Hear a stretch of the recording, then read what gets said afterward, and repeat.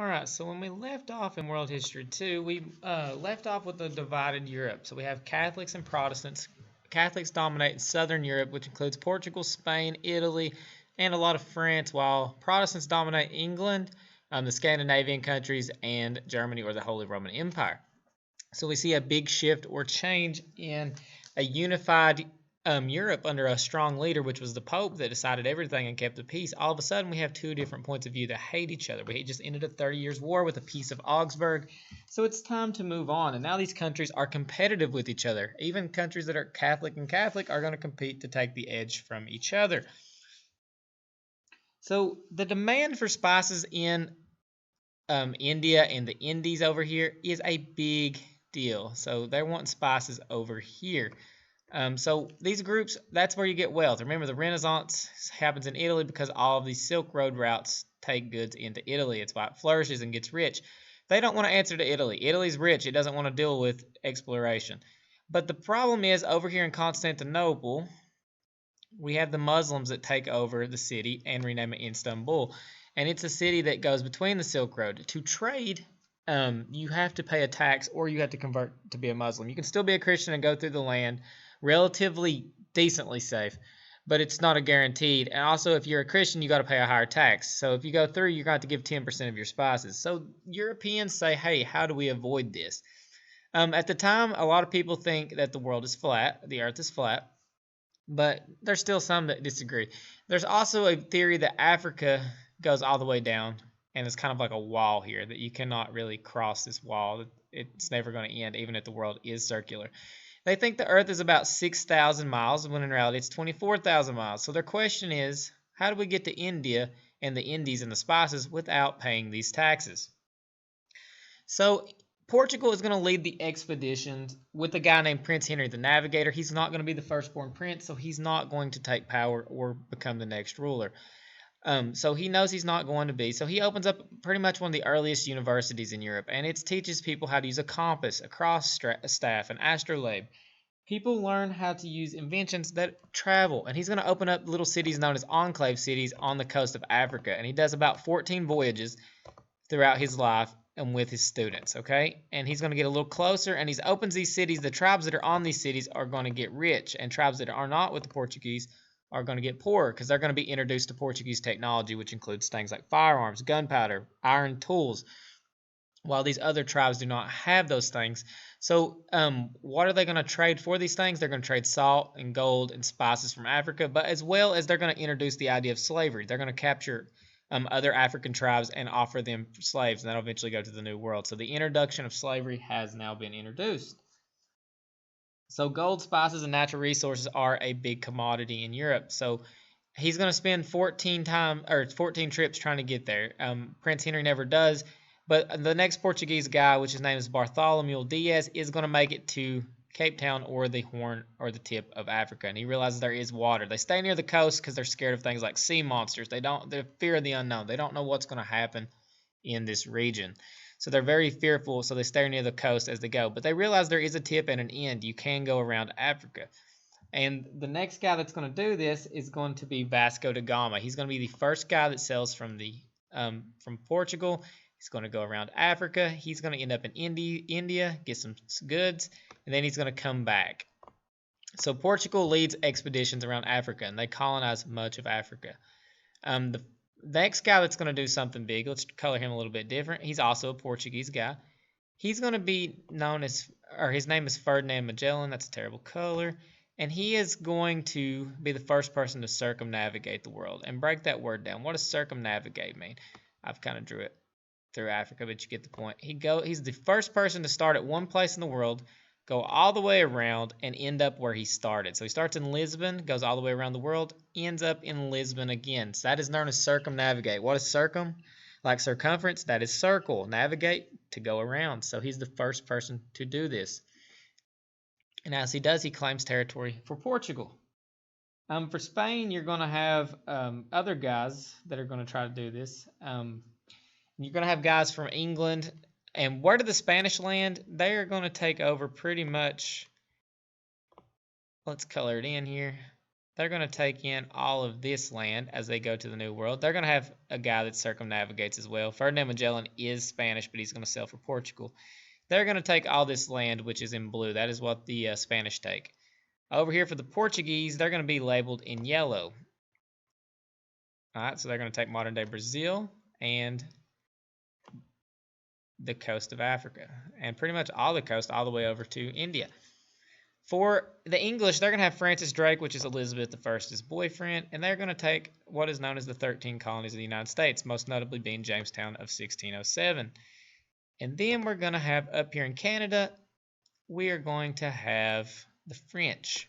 And their first guy to circumnavigate the globe is Jacques Cartier. The English, Francis Drake. For the Portuguese, Ferdinand Magellan's going to do it. But what are the reasons for going to the New World? There's the 3 G's of exploration. First, you have gold. They want to make money. They want to get profit. They want to be the richest country in Europe. God, they want to spread their flavor of Christianity. So Protestantism, Catholicism, they want to make their branch of Christianity more popular and flourish.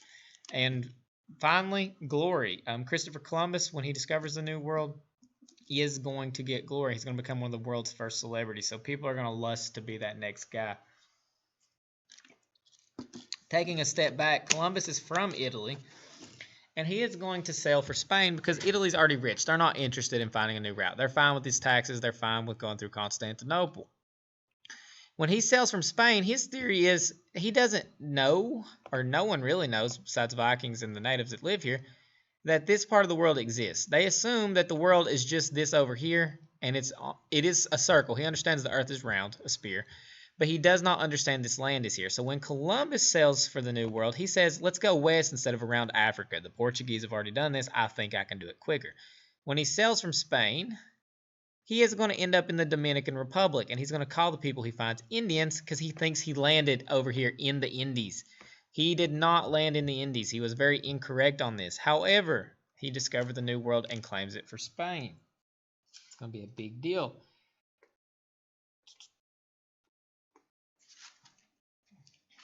So they're going to convert the indigenous people. They're going to try to either spread Catholicism or Protestantism. Over here in the New World, Portuguese Catholic, the Spanish are Catholic, the English are Protestant, the French government is Catholic, but a lot of the people are Protestant. So it just depends.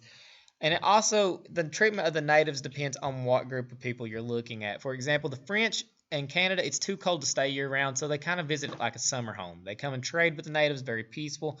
They bring in stuff. They introduce a technology. They'll trade for furs and skins, and then they'll leave. They have a very good relationship, and they're dependent on each other for survival, so they really get along with the natives. In the 13 colonies, it's hit or miss. You guys know the stories of Pocahontas and Powhatan, those guys. Sometimes they're attacking Jamestown. Sometimes the settlers are attacking the natives. It just depends. Sometimes they're getting along and trading or teaching each other. The Spanish have a pretty bad relationship with the natives, and the Portuguese is kind of like a middle ground. It just depends on the day. Later on, the royal family is going to treat the natives quite well, though. So the Spanish are the worst, and they're going to introduce slavery to those people.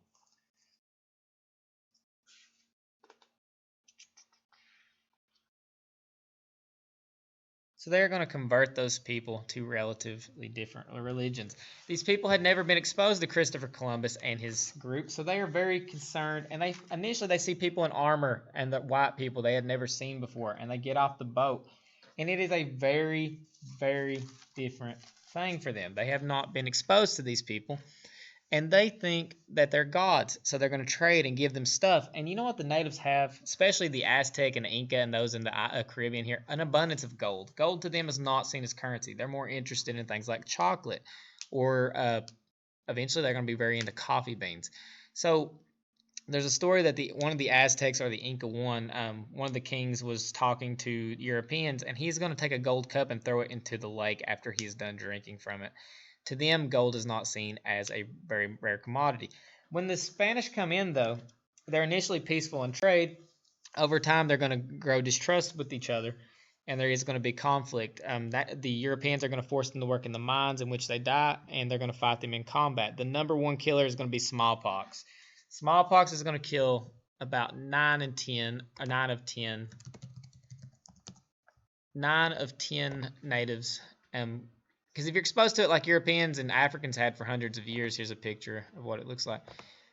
But you would survive if you got it as a kid, but if you got it as an adult or an elderly person, there's a high chance you're going to die. And these people were adults; they've never been exposed to it. Think of COVID today affecting the world. I mean, a tribe that had never seen it, it would wipe them out tremendously. A common cold could wipe out a tribe like these little tribes over here on the coast of India.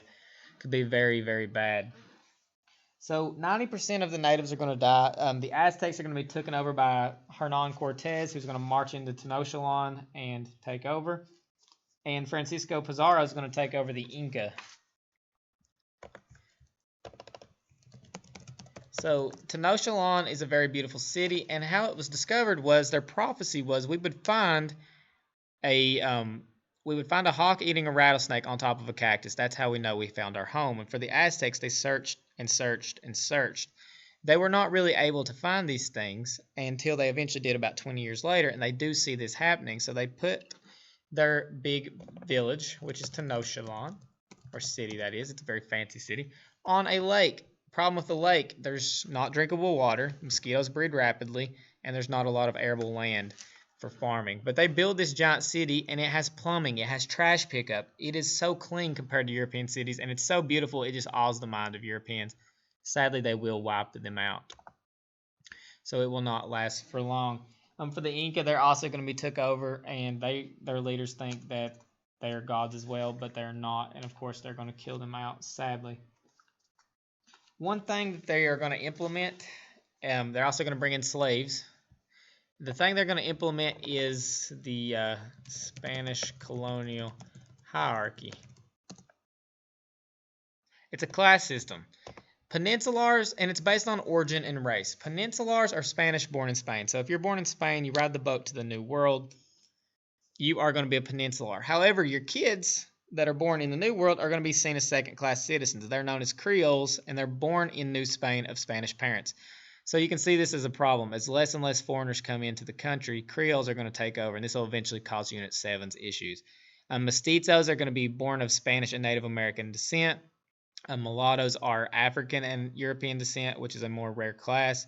And then this bottom groups, this one has Native American Indians over enslaved persons, but I would switch this around. Because to the Spanish working class, the plantation owners, the least enslaved people had a value in their point of view. Natives had no value to them except just a problem, or they seen them as scum, which of course we see is wrong, but that is, to them, enslaved people make them money. They have value. To them, the natives had no value. So they're going to come to work on the gold mines.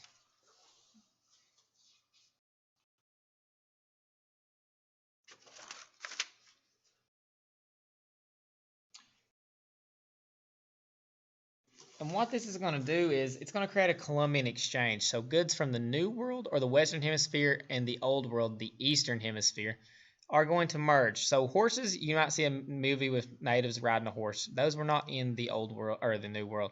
They come from Spain and the Middle East before that. Things like cattle and pigs from Europe, and chickens, all that comes from the Old World to the New World. Things like turkeys come from the New World. The big thing from the New World that keeps people alive is going to be corn and potatoes. They keep people alive. There are a lot of calories. They're easy to grow. You can grow them anywhere. And they are going to go to Europe, and they're going to increase life expectancy. People live longer. People can eat more. It grows in an abundance. It's easy to grow. It's very efficient. Less people have to farm, so people can get other jobs and other careers while doing other things. So we need less farmers. At this point in history, it's over probably 80% of people are farmers. So that's going to drop that number drastically. That keeps people alive. Also, the Columbian exchange is not just that, it's diseases too. You get syphilis from the New World, from natives comes to the Old World.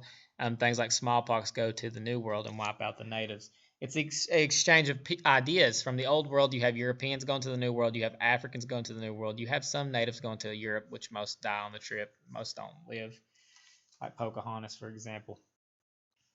So that shortage of labor is going to bring on these problems. So that's where slavery comes in. And of course, slavery is based on race. Plantations are a giant home for slaves. It's a giant farm in which they live. So livestock from Europe makes life easier in the New World. Plants and crops from the New World go to the Old World, make life easier for them. This exchange of all this gold into Spain seems like a good thing, but as we know with printing of money we've talked about with COVID recently is inflation. So a lot of this stuff goes to Spain, and it's going to make an influx of value. So when there's hardly no gold, it's highly valuable, but it really just floods the market with gold, and people would rather have goods than gold, so it does lose a little bit of its value and hurts the Spanish trade. But it does open up China to trade. China, like I told you guys, has everything made in China. It's what it is, still is, was today. So with that, you will see China here. They don't want any goods from Europe, really. They can make anything else of their own. They just want the gold that comes from the New World. So it's going to go this way, and it's going to land in the Philippines, and it's going to land in China, in which they finally will have something to trade for. And triangular trade is also going to be an example of Columbian exchange. Let me see if I can clear all. I cannot. Let's just draw it with this. From the New World, what comes from the New World? What comes from the New World to Europe? What are they growing or producing? Raw materials. Let me see if I can find something better. Raw materials are going to come from the New World, the Americas, to Europe, like lumber, and that's going to, or steel or gold, and that's going to be turned into things like guns that are sent down to Africa. What are we trading for in Africa? That is going to come back to the New World. Slaves do not go to Europe in high numbers, but they go to work on plantations. And what this does is more Africans produce more goods, raw materials, sugarcane, tobacco, gold from the mines, or steel or iron. And then it's going to go to the Europe, the old world. And it's going to be turned into things like refined goods, like guns, like tables, like swords. And then they're going to trade these things for more slaves in Africa. And it's going to create a period of globalization. So we'll look more at that as we go into Unit 5.